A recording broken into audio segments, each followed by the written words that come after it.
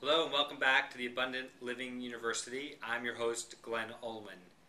Well, the election's now done. We have now 2 years until we have another one. Of course, I guess the next election starts now. But something happened to me and my fiance Lisa the other day that really got me thinking about healthcare reform. You know, on both sides of the political aisle, we either have on the left, you wanting universal coverage, on the right, the accusation that the government's taking over healthcare.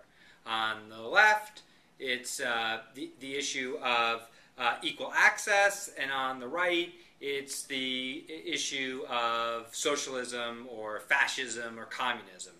You know, it's NPR versus Fox News. But a couple of weekends ago, Lisa had just really a lot of pain, and she thought she had a sinus infection. And her primary care physician obviously is closed, so we called Solantic on a Sunday morning and went down there about 9 o'clock, walked right in. The whole procedure took about 30 minutes. The doctor came in, the nurse came in, then the doctor came in. They said, yes, you have a sinus infection, we're putting you on this antibiotic. The whole cost was under $100. Interestingly enough, something I didn't know, Solantic is owned by the Baptist Health System. So it's another way to get more people in to see healthcare professionals without them showing up at the emergency room or even clogging their doctor's office. To make matters even more pleasant, we walked across the street to CVS and had the prescription filled in under 5 minutes. So I point this out because, you know, there's this, and I've used this before, about extrapolating the current situation into the future. Well, we know that if healthcare costs go up 10% a year, over the next 2 or 3 years, no one, except a very select few, will be able to afford to purchase healthcare.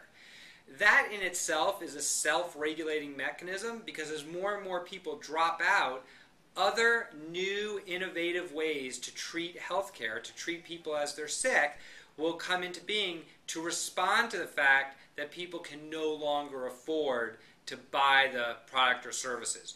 We see this in the restaurant business, we see it in technology, we see it in financial services. So, it's just very, very interesting. The marketplace, regardless of what government does, is going to evolve. Government is great about correcting long-run societal problems. The Voting Rights Act of the 1960s, giving everybody the right to vote. Basically saying that everybody should have access. Those are big, big, big issues. But on the micro level, American ingenuity and entrepreneurialism, including in healthcare, is already starting to bend the curve down. You know, my question is, what are you seeing as you get healthcare delivered? What other innovations are you seeing, whether it's in primary care, whether it's in advanced care, whether it's in technology that you're seeing, or new treatments? Love to find out what you're doing. Please feel free to blog back. But just remember, costs don't go up exponentially before innovation comes in. And that's what we're seeing now. We look forward to speaking with you again soon.